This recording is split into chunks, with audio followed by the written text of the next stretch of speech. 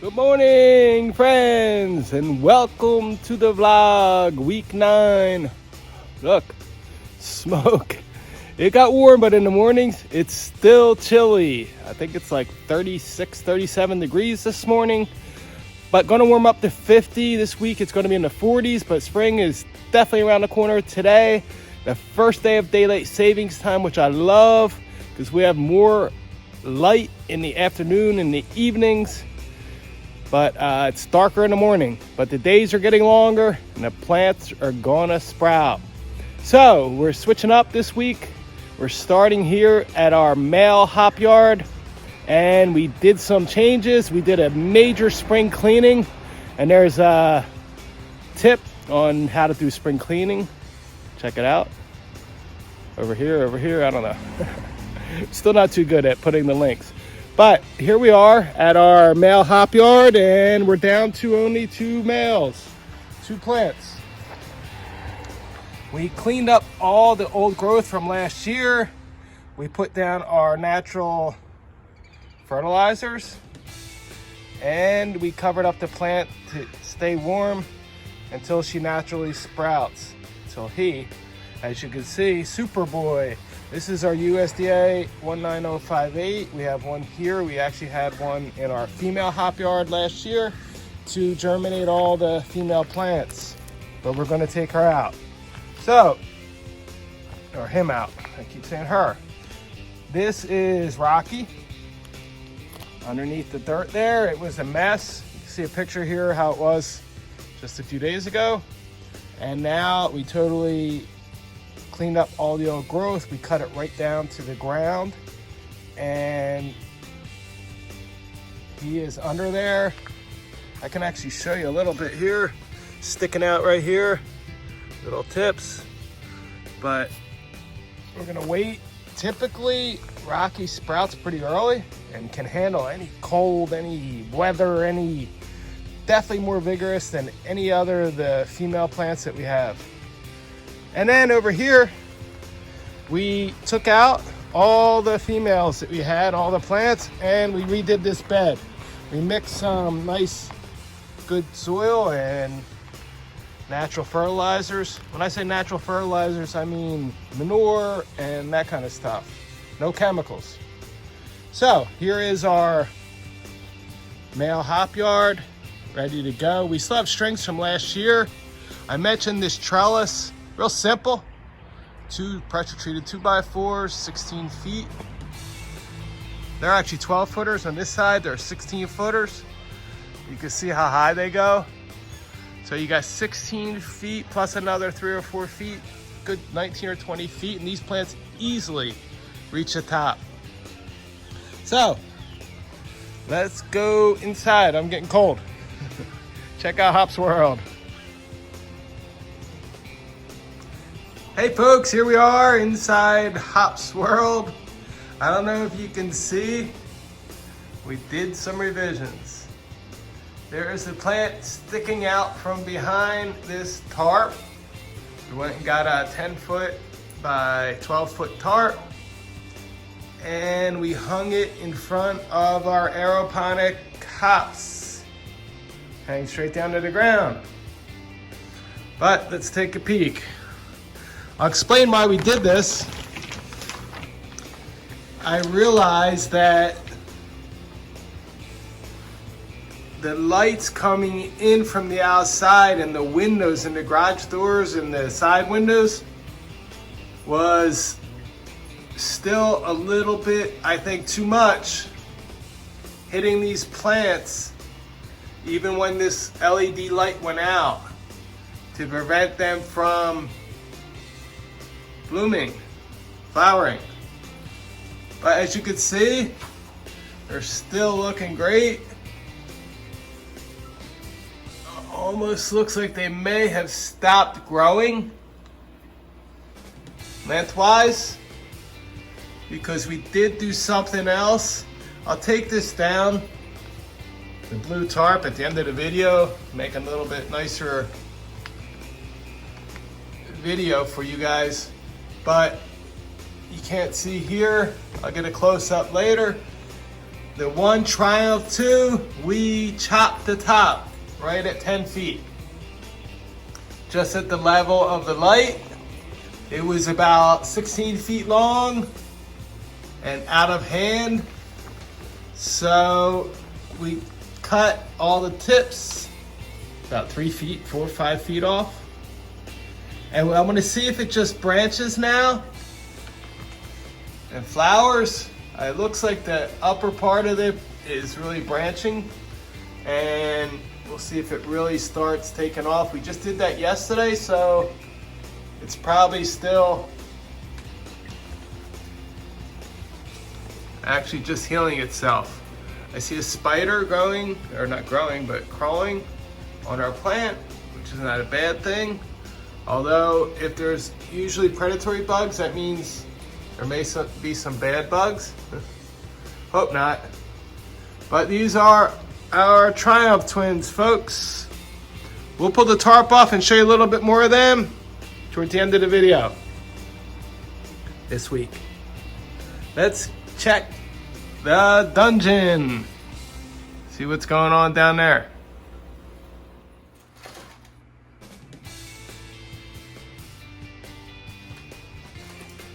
Hey folks, let me take a break here and let you know what I'm doing. Before we go down to the dungeon, I thought I would take advantage and we'll take some of the plants down there. What I'm doing here is transplanting some of our little hop seedlings.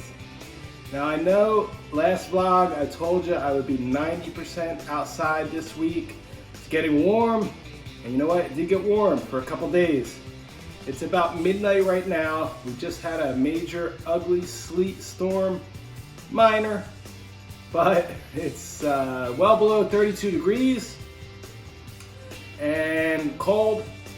So we really haven't done anything to our main hop yard. We did manage to clean up the male yard. So there's not much to report on outside in our female yard. It still looks the same.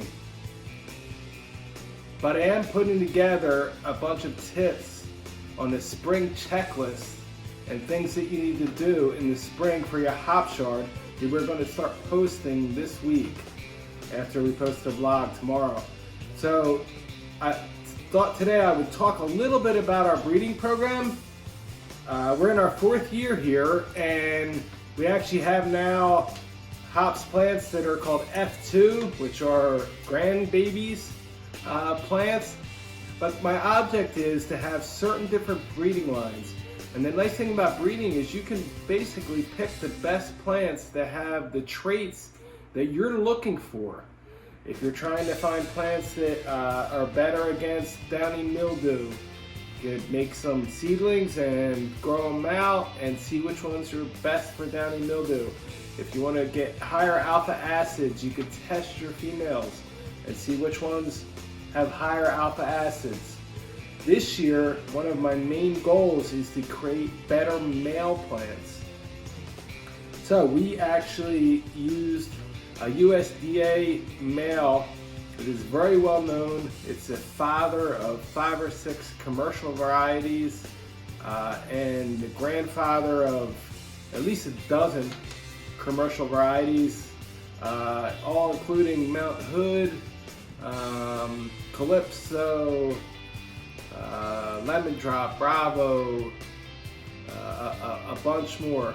I can't remember off the top of my head, but it's USDA 19058. And for example, in this tray here, there are 36 crosses of USDA 19058, which is a prolific, high alpha and a high yielding male that we crossed with Zeus. Now Zeus is super high alpha. Our Zeus tests at close to 20%, 19-20% each year. And we're trying to actually create better male than the USDA male. So sometimes the child that's born turns out to be physically or mentally better than both of its parents. And that's our goal, to make plants that are better than their parents. So this year we crossed Nugget, Zeus, and a few others with the same USDA male just to try to make better male plants that we can use in the future to cross with other varieties. One thing if you're trying to do breeding is try to cross plants that are genetically very different from each other.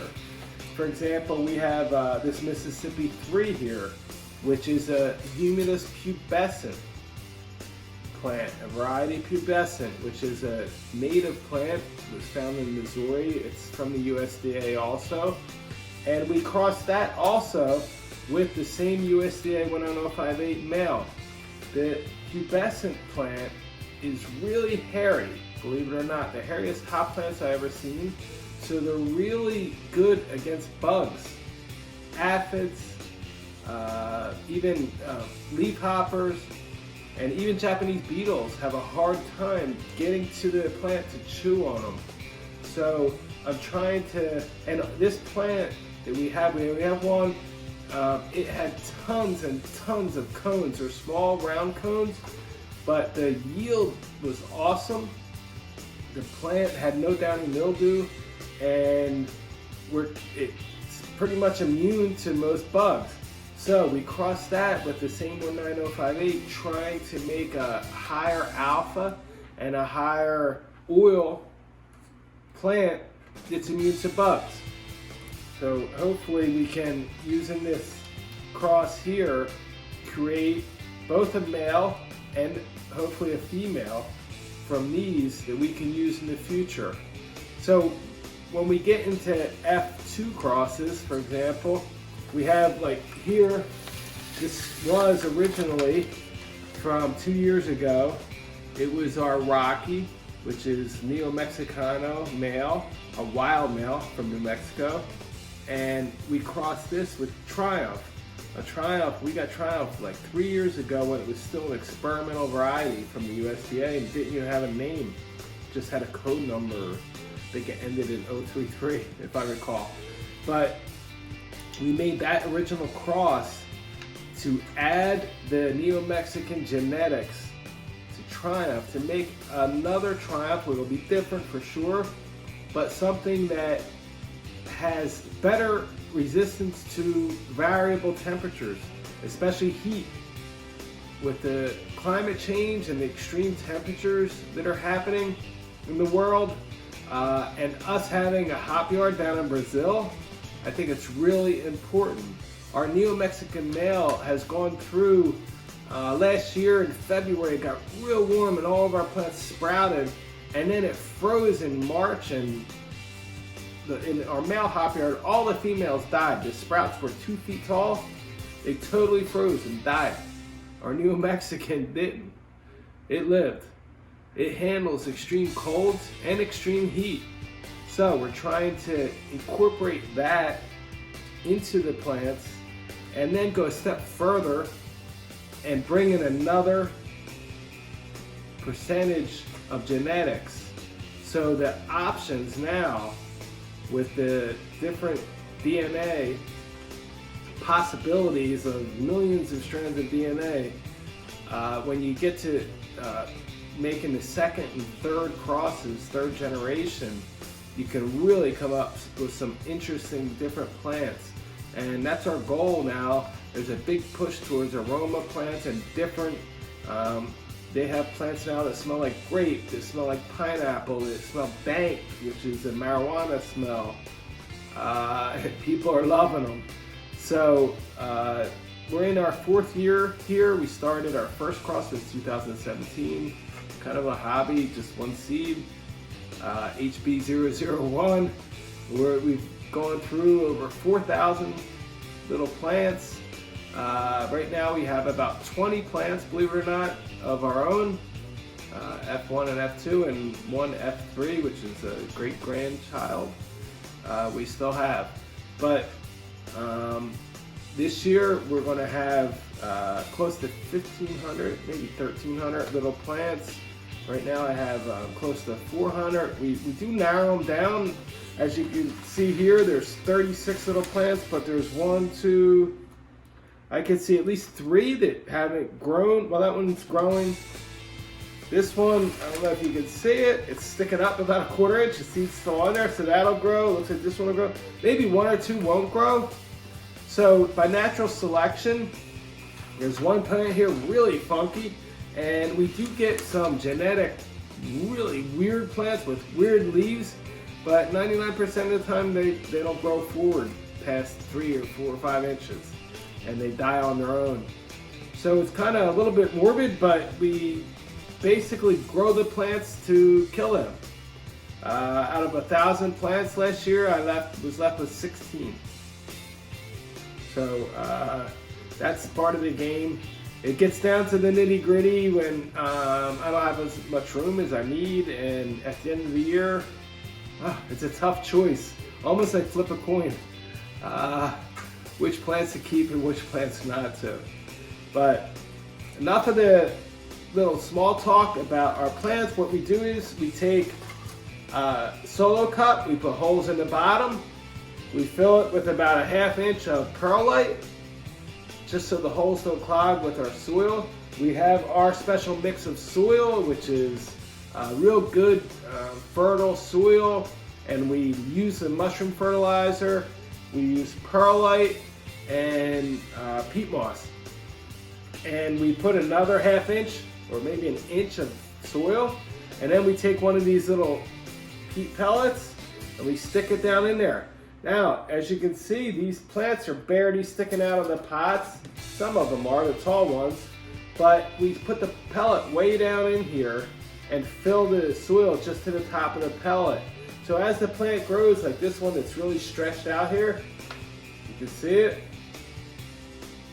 I'm going to fill this up right to the top with soil, which will help support the plant. Eventually we'll have to actually top these plants. They'll get way too long and tall, and it's real early in the year, so I want to get little strong plants as opposed to long stringy plants. So when they get outside, they'll have plenty of time to work their way up the string. So that's how we transplant these. So let's go and check out the dungeon, and we'll take advantage and take these down. A short visit down there and come back here and try to finish these darn things up. I'm gonna be up till 2 in the morning tonight, but it's all part of hops breeding. Let's do it.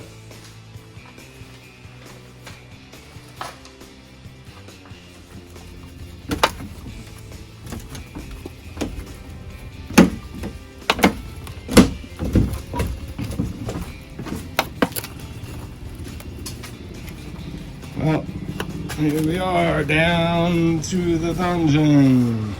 Woohoo! Check out all the plants that I've transplanted. Some of these bad boys are really kicking.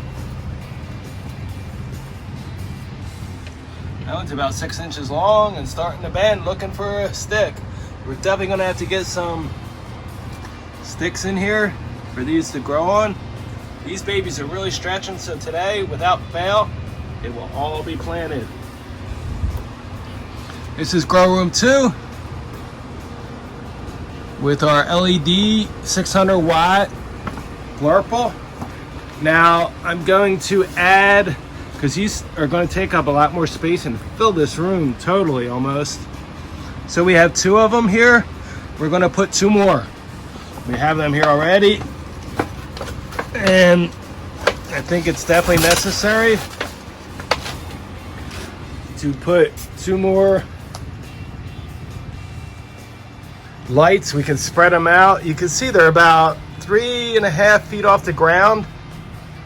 I don't want to get them too close or stretching a little. Once they get used to it, I'll bring them down a little over top of the plants probably, but for now we're looking good.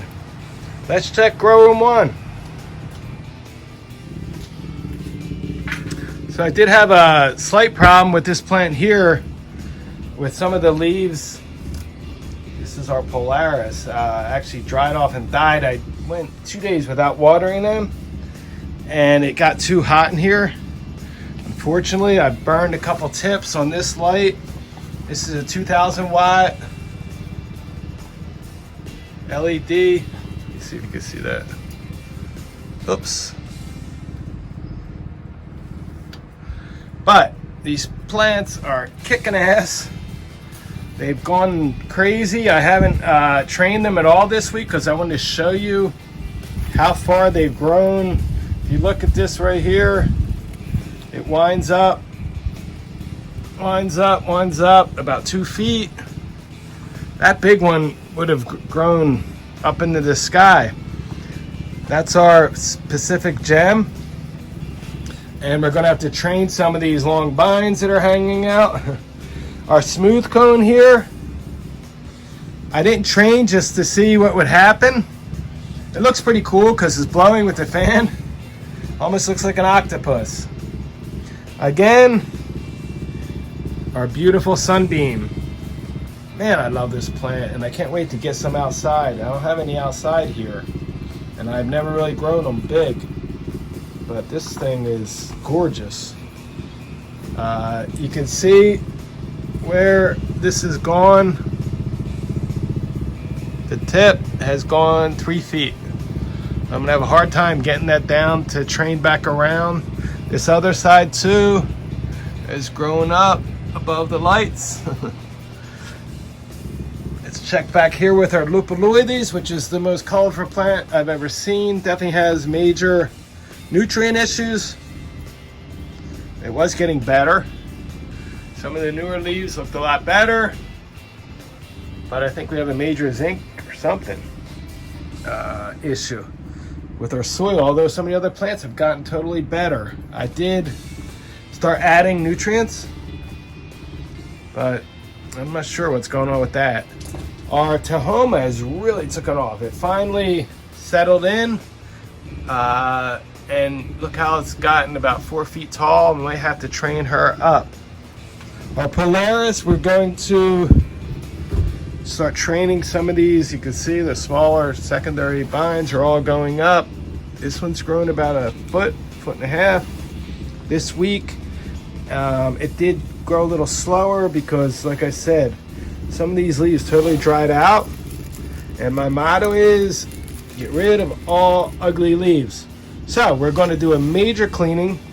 And what we're going to do actually is lower the plants here and put them on the ground now. I had them raised because they were only seedlings, basically. Well, not seedlings. The one is the lupulloid was the seedling. The rest were actually from cuttings, but they were only an inch or two tall. And this lupulloides definitely, it was at 14 feet, this one stem. Let me see if I can see. Where the heck did it go? Oh, here it is over here. Look. 15, 16, we are a good 17 feet on this plant right here.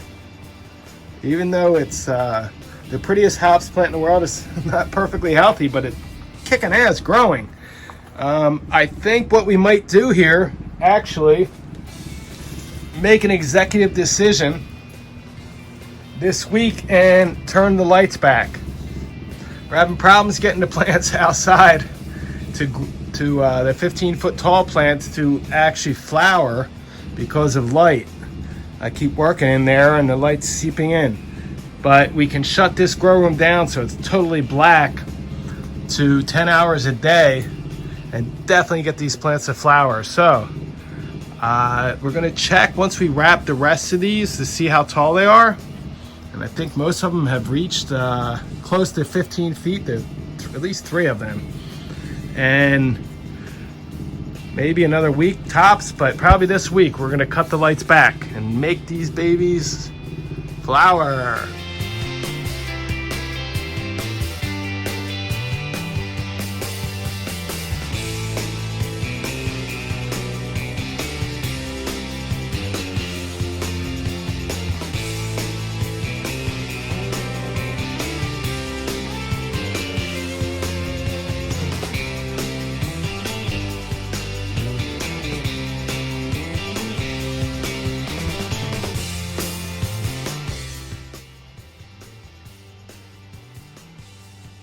Well, here's T2, Trijmph number 2. You can see we cut the top. Look how thick that stem was. We cut all the tops on this one plant at 10 feet tall. It was about 15 feet and still growing. And you can see it's really branched out here. We're basically up at the ceiling. T1 and Zeus, well, they're still kicking. Good 16 feet. Not sure what to do with them, but let them go. This is our Trijmph twins and our 1,000 watt. Actually, it's a 600 watt, I'm sorry. Mars Hydro LED, full spectrum light. The plants look great, but they have not flowered. Unfortunately, I've been working here at Hops World real late, transplanting my seedlings, and light is seeping in above our curtain. And I think it's keeping the plants from flowering, because we cut the lights back probably 2 weeks ago, and we'd really expect them to flower. But don't fret, we actually have our grow room where we can really cut the lights back 100%. We will get some flowers shortly indoors using LED lights, I swear. So we're gonna go outside and check on the female hop yard before we call it a day in vlog number 9 this week. Let's go. Well, here we are in our female hop yard. It actually sleeted last night, but it's still chilly. A little bit of smoke in my breath still. It was below 30 to 32 degrees this morning, but now it's probably about 40, so it's a little bit warmer. And they say it still could snow on Friday, but this week after Friday, I think we're in the clear. 5 days from spring, folks. So we're gonna get right on our hop yard because we have planting to do, we have cleaning to do, all these old plants, tons of work to do. Starting this week, we're gonna be posting tons of spring tips for your hop yard, a spring checklist, and all tips on digging rhizomes, cleaning plants, cleaning your hop yard, about roots, all about hops. So put a thumbs up and subscribe to our channel, folks. Don't miss out. Thanks for being with me. Cheers to life.